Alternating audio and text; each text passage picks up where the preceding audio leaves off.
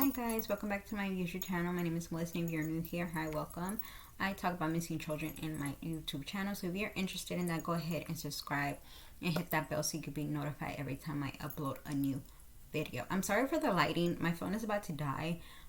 So where I have my phone, the plug is not long, so I don't want to break the plug because I just barely got it. So today I think this is one of my unique videos. Not unique in a bad, I don't know how to explain it, but today I'll be talking about 3 missing children instead of 1. I think I did a video talking about twins, which was my first video that I've never talked about missing twins. And so this one is another one that that is my first time doing. So I'll be talking about 3 girls that happened to go missing at the same time. This case really kind of really bothered me a lot, because at first the cops did not want to look for these girls. They thought they were runaway, and it's just crazy because they went missing before the holiday. So there was no, nothing was going on in their lives. Everything was perfect, and I feel like they dropped the ball on that one. So let's go ahead and get started. If you are not yet subscribed, go ahead and subscribe and hit that bell so you can be notified every time I upload a new video. So let's go ahead and get started with this video. So we were talking about the 4th missing trio. The 4th missing trio refers to an unsolved missing person cases in which 3 girls, Maria Rachel Trlica, Lisa Renee Wilson, and Julie Ann Moseley, went missing while shopping in the Samiri South Shopping Center in Fort Worth, Texas on December 23rd of 1974. The car the girls had been driving was left behind in the parking lot of the mall. The girls themselves have not been seen since. So this case shocked the Fort Worth community and left the families of the girls to adjust to life without their children. Thousands of leads have been followed, dozens of search complete, and hundreds of people interviewed. All attempts to find the girls have proven fruitless. So the oldest of the girls, Mary, she was 17 years old at the time of her disappearance. She's known to go by her middle name, Rachel. She was a white female who at the time was 5 feet 6 inches in height and 108 pounds, with long brown hair, green eyes, chipped upper front tooth, and a small scar on her chin. She was married, high school student at Southwest High School in Fort Worth, drove in 1972 Oldsmobile 1998, the car of the girls took to the mall even on the day of the disappearance. At the time she vanished, Rachel had been married to her husband Tommy Trlica for about 6 months and wore a wedding ring. Lisa Renee Wilson was age 14 at the time of her disappearance. She's also known to go by her middle name, Renee. She is a fair-skinned white female who at the time was 5 feet 2 inches in height and 120 pounds, with lightweight brown hair, brown eyes, and a skirt on the inside of her thighs. Clothing she was known to be wearing when she disappears include bloodish purple high hugger pants, a white pullover sweater shirt with "Sweet Honestly" in green letters. Some have reported that it had a pale yellow t-shirt with green letters, red and white Oxford shoes, and a promise ring with a single clear stone. The youngest of the girls, Julie Ann Moseley, was age 9 at the time of her disappearance. She is a white female who at the time was 4 feet 3 inches in height and 85 pounds, with shoulder-length sandy blonde hair and blue eyes. She has a smaller scar under her left eye, a scar on the middle of her forehead, and a scar on the back of her cleft. Clothing she was known to be wearing when she disappears include a red shirt with dark jeans and red tennis shoes. So now that we know what the girls look like and what each girl were wearing that day, let's just go to the day of the disappearance. So on the morning of December 23rd of 1974, a little before noon, Rachel, Renee, and Julie set out to go Christmas shopping. Moseley asked to tag along at the last minute because she didn't want to spend the day alone.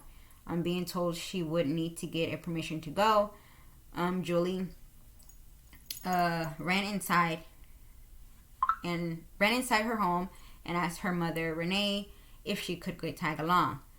Julie would later recall, I was working for an electric Renee's mom, Julie's mom, recalled that she was working for an electric contractor, and my husband and I were separated.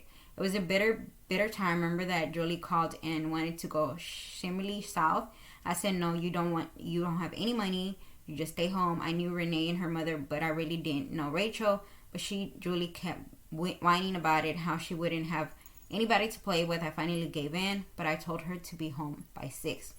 The older girls, specifically Renee, wanted to get back by 4 p.m. because Renee had a Christmas party she wanted to attend with her new boyfriend, who had given her a promise ring that morning, and she wanted to plan plenty of time to get ready.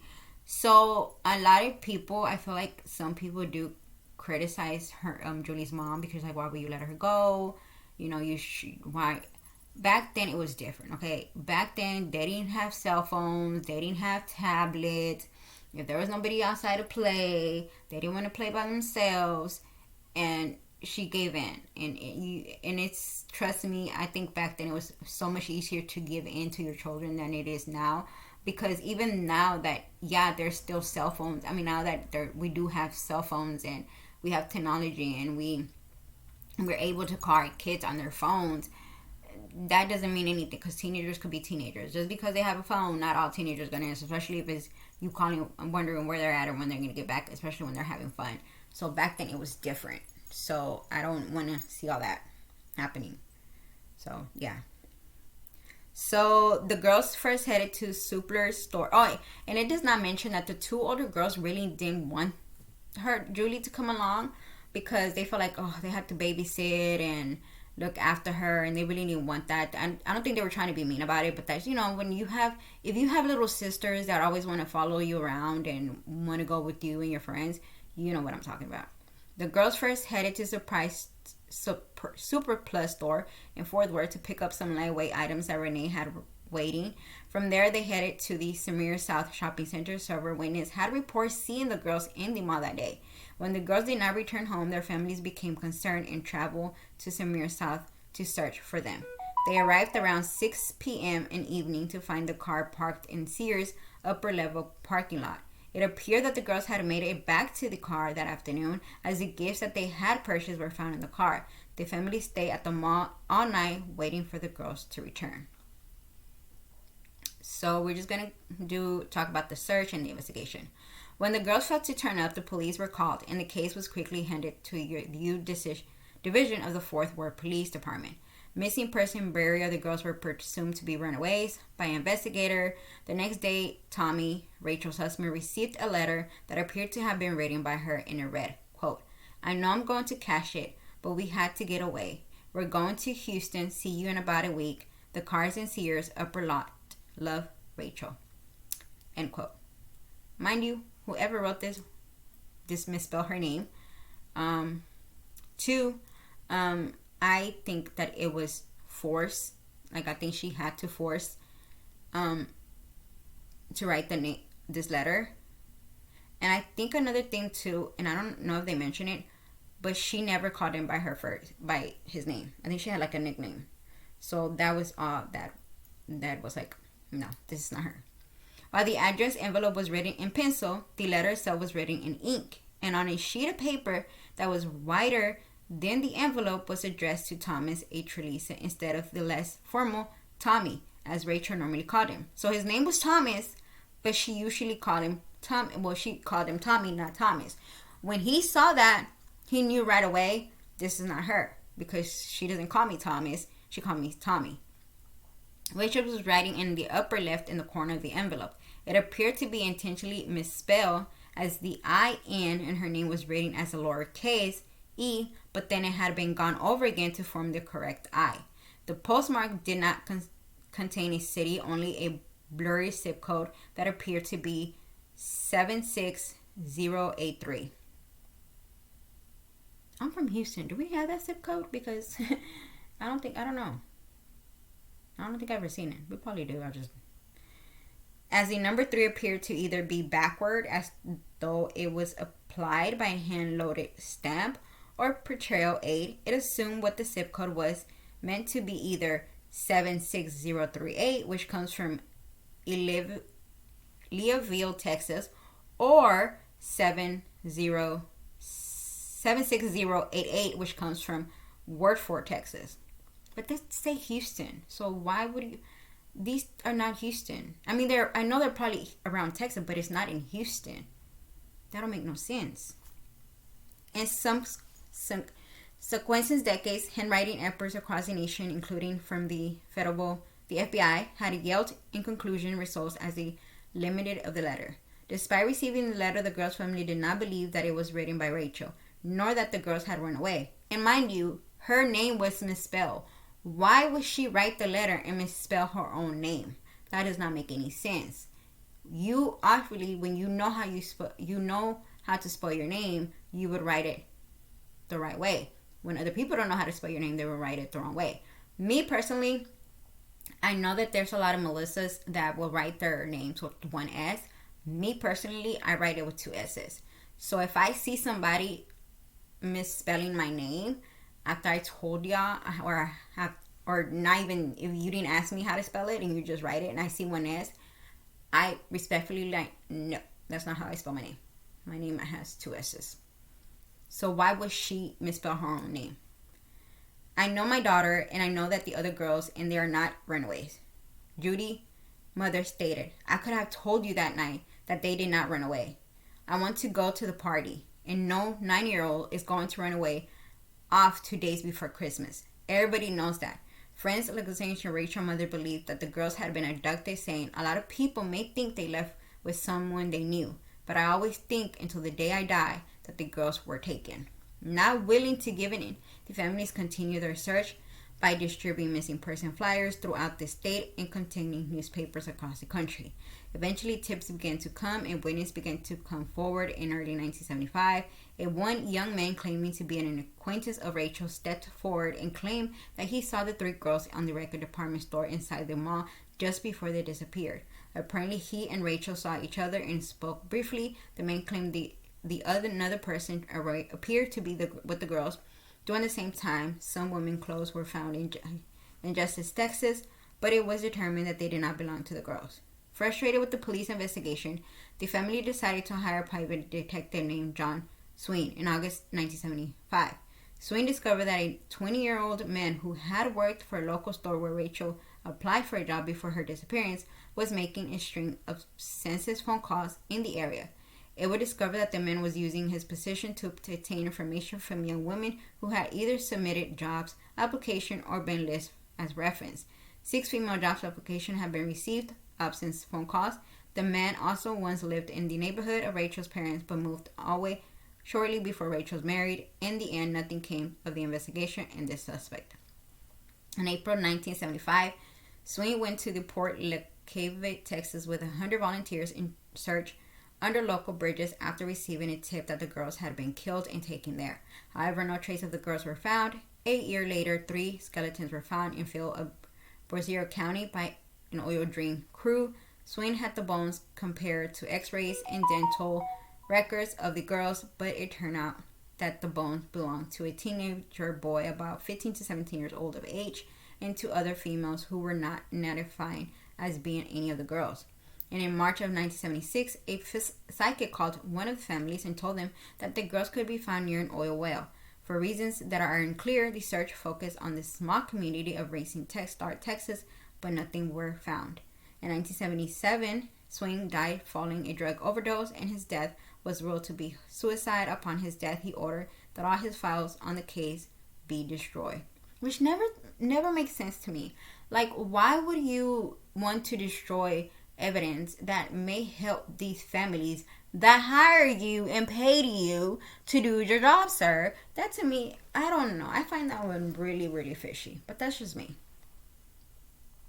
In the spring of 1981, police investigators were called to a location in Broward County after human remains had been found in a swampy area. After a month of the investigation, they discovered that the bones did not belong to the 3 girls. And in January 2001, the case was reopened and assigned to a homicide detective, Tom Butcher, who believes the girls left the mall with someone they trusted. Quote, we can't say that they were at one point seen with one individual, but we believe there was more than one individual, end quote. And in 2018, Two cars were raced from Bent Brook Lake because they were thought to have connection to the case. These efforts, however, yielded no result.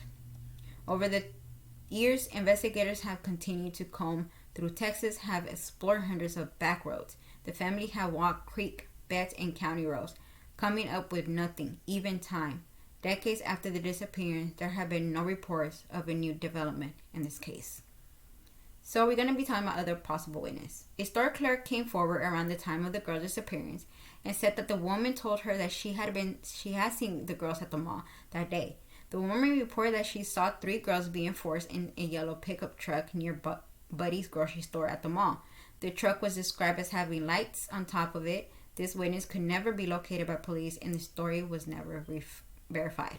And in 1881, years after the disappearance, a man said he had been in parking lot that day and had seen a man forcing girls into the van. The man then in the van told him it was family disputes and to stay out of it. Yeah, no, I wouldn't.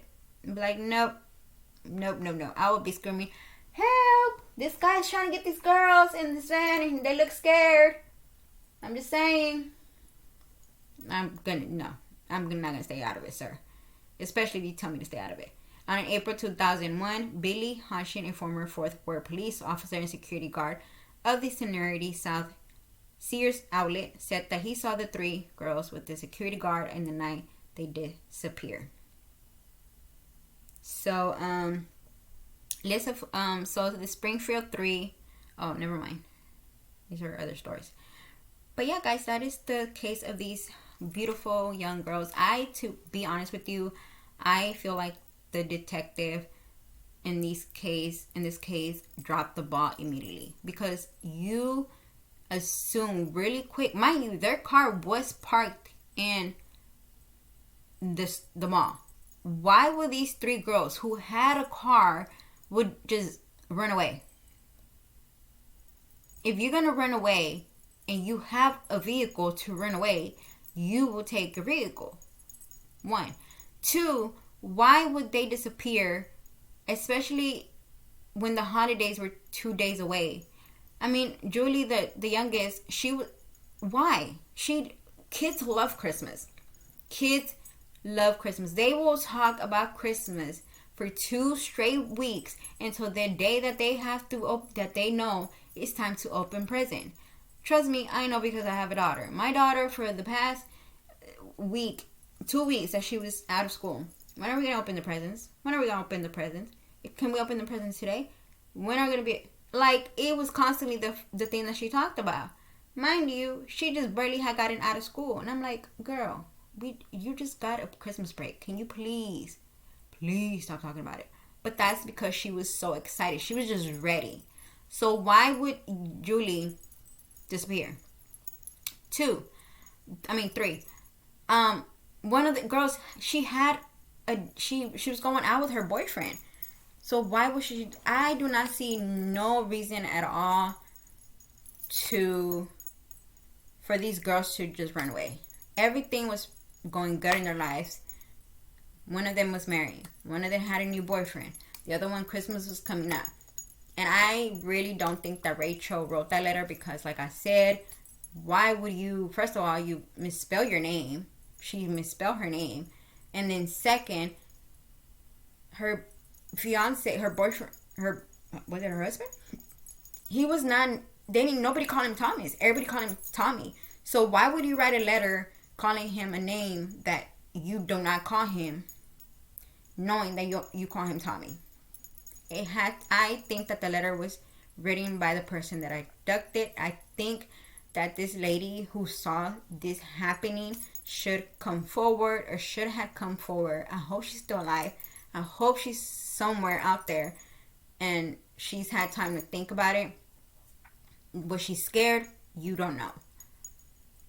Probably she's scared. Probably she knew the person personally and was just scared and terrified to say something. But I think that she should have said something. About this yellow van and came forward. And I hope that at least if she's still alive, she comes forward. If she's not, and she may already pass.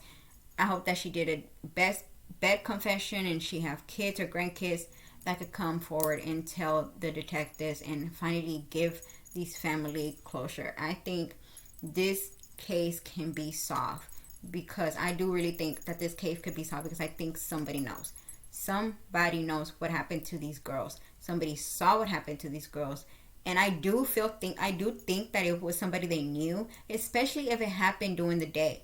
Because if it wasn't somebody they did not know, they would have screamed. And I don't think it was one person. I think me personally, I think it was three. Because why would you have three girls?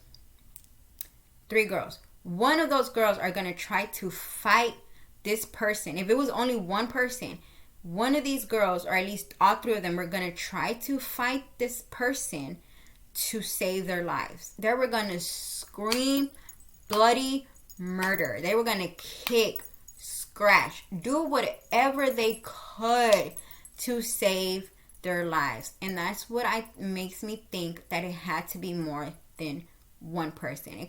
I'm assuming it could be two or three. But even if it's only two person, you still have three girls. And these girls were going to do whatever it took to fight these two people off, these two men off. That's one of my theories. So that's why I think it was three men. I think it was three men, because 3 and 3, and in my head I'm thinking that the men were probably stronger, and the girls couldn't fight them off even if they tried to. So that's why I think it's more than one suspect. I really do think it's three suspects. I also do believe that it was probably somebody that they knew, and the person just said something to convince him to get in, something like that. I wonder if the person was following the girls and they must have messed with their car. And I've heard of stories of men doing that they would mess up with somebody's car and have the mess it up, and so the car won't turn on. So once they see the person, they're like, oh, is something wrong with your car? And they go to the person, and they're like the person. Mind you, they're the one who messed up the victim's car. So I wonder if that's what happened in this situation. Because it does say that the girls got to the car because their gifts was left there. So I'm assuming that happened. And another thing that is confusing, if this happened during the day, why wouldn't the girls scream? If it was during the day, that's what makes me kind of think that the person that did it probably knew the girls, because why would they not scream? If it was somebody that they did not know, they would have screamed. They had to have screamed to just get people's attention, because it was at the mall. And and during the holidays, the mall is always busy, especially during Christmas vacation. It's always busy, and there's a lot of people. So that's one thing that I'm really confused. So I'm kind of saying that it probably was somebody that they knew. I just wish that the lady that saw the girls that in the yellow van could have came forward earlier and would have said something. This case would have turned out different. But if y'all know anything, please go ahead and call the detectives. I will try to find the numbers for y'all to call. Some of my cases, it's been hard for me to find numbers. But yeah, I think it's time. It's 2024. These girls are still missing. And I cannot even imagine what these family have to go through. Especially because the holidays were last year. We're in January. And I don't even think that the holidays are easier for this family. So I will see y'all real soon with a new video. Y'all have a wonderful day. Y'all enjoy the rest of your week. And y'all stay safe out there.